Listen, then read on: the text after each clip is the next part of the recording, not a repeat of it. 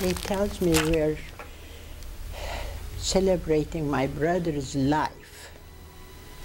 I'm trying to feel that way, but I'm so sad today, as I think the big loss I had this year. First, my wonderful husband 9 months ago, and my brother came right away to my help, and I lost him a couple of days ago. So it is very sad for me. I grew up with Samim. I am 2 years younger than he is. We had fights. We had wonderful times together. I followed him. I was a tomboy. You may not think so, but I was a tomboy growing up. I didn't enjoy playing with my sister, who is 2 years younger than I am, and very ladylike. I followed my brother. I broke my ankle trying to play soccer with them.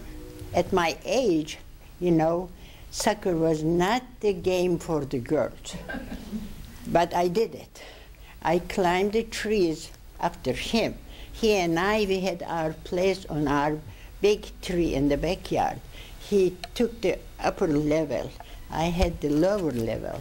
We used to take our books up there and read together. He loved reading, so did I. My father thought that the girls has to learn to play some kind of instrument. Because of that, I started to take violin lessons. Samim learned to play. I did not.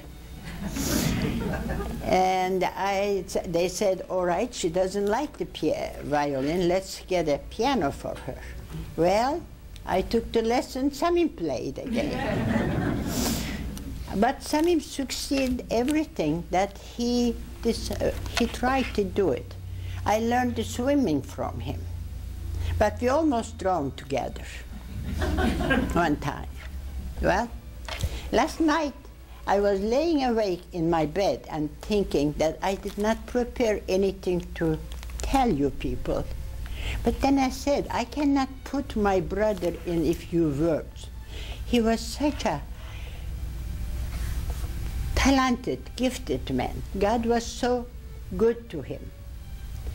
He was a very handsome man growing up. He broke a lot of girls' heart, that I know, including many friends of mine. They couldn't help but fall in love with him. And he didn't mean to hurt anybody. I know that, but he did. C'est la vie, you know. And when he came to the United States, I had my daughter just that time, 1959. She was 2 months old. And he came to the United States. I followed him to North America. Although we were in Vancouver, Canada, he was in New York. We had some closeness again. And I felt again that I had someone that I can really feel like my father. At times I felt him like my father. At times I felt him younger than myself, and I scolded him. We had, like I said, we had a very emotional relationship as a brother and sister. He had a different personality and I had different, but then again, we loved each other. When my husband passed away this year, same thing happened. He was right behind me. He would call me with a very wonderful tone of voice, try to soothe me. I talked to him middle of the night while I was awake. I talked to him early in the mornings. He was there for me. But now he is gone too. So I lost 3 very important men in my life. My father, when I was 23, my husband 9 months ago, and my dear, wonderful brother. And thank you so much for sharing this with us. I thank you for my family, my wonderful sister-in-law, who brought the stability to his life. Because I often thought my brother was like a hummingbird with beauty and with a lot of talent. He would go from one end to other end.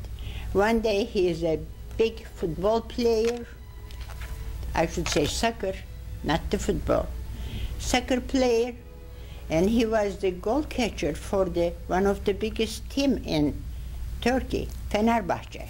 Well, because of his appetite for ladies, he lost that position. He was an A student in school, high school, but again, same thing. He was an A student, but his teacher was so upset with him, he gave him a 0 last day of the school, and he flunked him. That was Samim. That was Samim. He studied on poetry. He didn't go through everything, but she brought the stability to his life. She made a wonderful home for him, and Samim had his 40 years with her, happy, secure, and wonderful. So thank you, Elizabeth, for everything you have done for my family. And thank you, all of you, for coming and joining us to celebrate my brother's life. Thank you.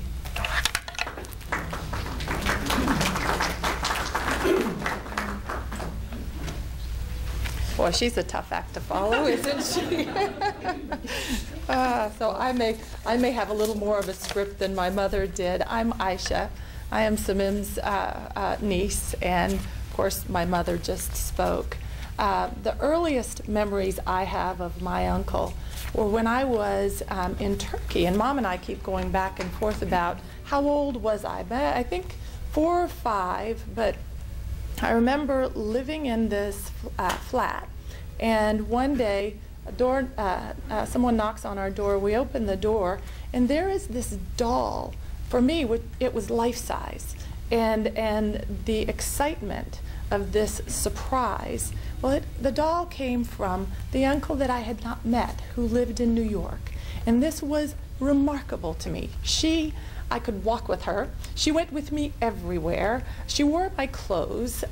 This was a most remarkable gift, and this was the way Samim touched me, and a person I didn't know who seemed to know me so well by just sending this one special gift.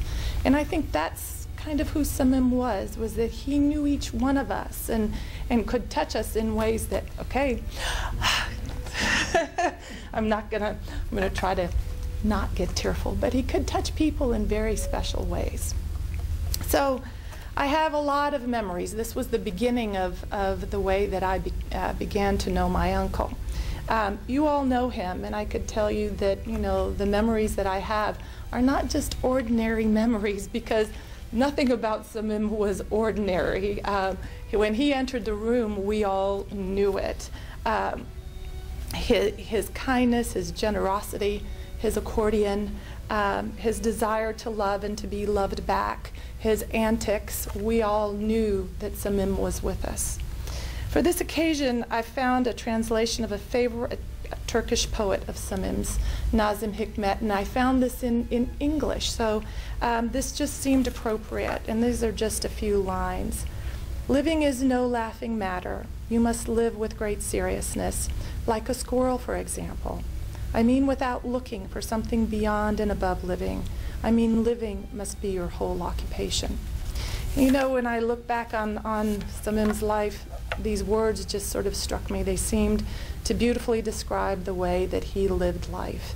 He was focused on living, experiencing every moment and connecting with people, whether it was through his writing. We all got emails, whether it was through his music, and he would send us his CDs, and if you were in his home, he would have his accordion out, and for a while he had my violin. He was a wonderful host and loved to entertain people and always had wonderful food. I would gain a few pounds after visiting Samim and Elizabeth here. He was just a wonderful human being. Samim was handsome, he was elegant, he was charming, he was athletic to the end, visiting and still working out at his favorite Jack LaLanne gym. He was quite a ladies' man, as my mother described, and I think everyone would know that about him. And this was a fact that he knew and he reveled in. Our son loved watching his elderly uncle turn on the charm.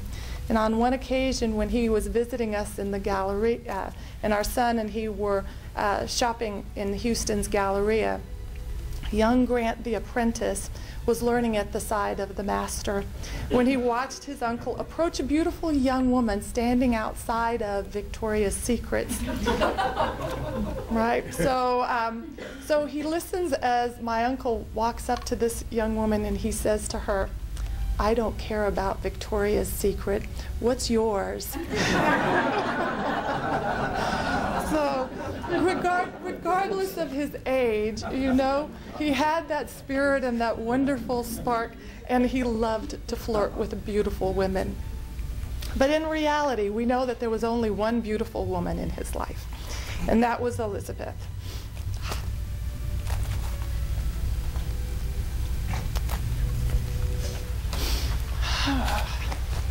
He met Elizabeth in the early 1970. And as Mom said, she settled his wandering spirit and she gave him a home. He had met his intellectual match. Not only was she smart, but she was gorgeous. And for him, this was a disarming combination. Together, they shared their lives. They traveled the world and hosted some of the most fabulous evenings with their friends. Samim would cook for days, creating fabulous meals for guests. And of course, you know, his baklava was a favorite of mine too. I loved it when I came in for visits, and I loved it when I received it at Christmases. When I was in college, I began spending Christmas with Samim and Elizabeth. These were special times spent having late-night talks with Elizabeth and drives to walk on the beach with Samim. He would awaken me, and this was in the Levittown home, by playing classical music at the highest volume. So it was Fantasia, and I'm sleeping upstairs, right? And this music would wake me up in the mornings. And of course, that was followed by an incredible breakfast spread, and we would have wonderful chats over a few glasses of tea. It was relaxing, it was loving, and it was special moments that I will remember.